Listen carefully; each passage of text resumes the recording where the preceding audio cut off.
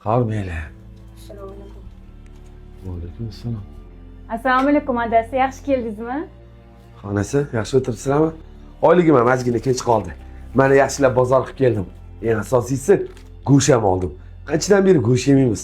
Bir qo'llaringni o'ynatib oshqiga mazza qilib go'shtli ovqat yeylik. Baraka toping adasi, yaxshi ham borsiz. Rahmat.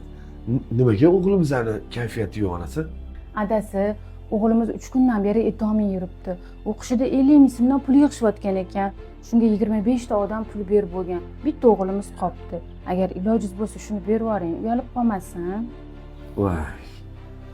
Aksiga olib, yo'l kirami pulini ham ro'zg'orga ishlatib qo'ydim. Uyalib qoladi degan. Hozir men hal qilib beraman. Xavotir olma. Barchaga muammo emas, pul bor. Sen gaplashsang bo'ldi yaxshi. Shokir, o'rtoq tizimsan. Savdolar yaxshimi? Bekzod. Charchamayapsizlarmi bolalar? Ha, yaxshi. Ozgina muammoim bor edi, o'rtoq. 50 ming so'm pul berib tursang, zo'r bo'lardi, Shokir. O'rtoq, erkak kishining uyida ham 50 ming so'm pul termaydimi? Men 100 ming olib qo'ygan, uyalmaysanmi? Botir, rostdan ham 50 ming so'rayapsanmi? Uyalmayapsanmi? Bizani oldimizda 50 ming so'rashga.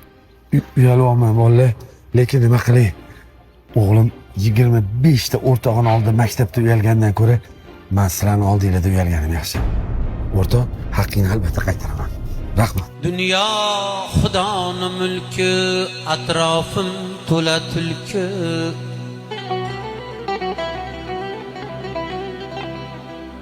O'tinaman Xudodan, qilma shularga kulgi.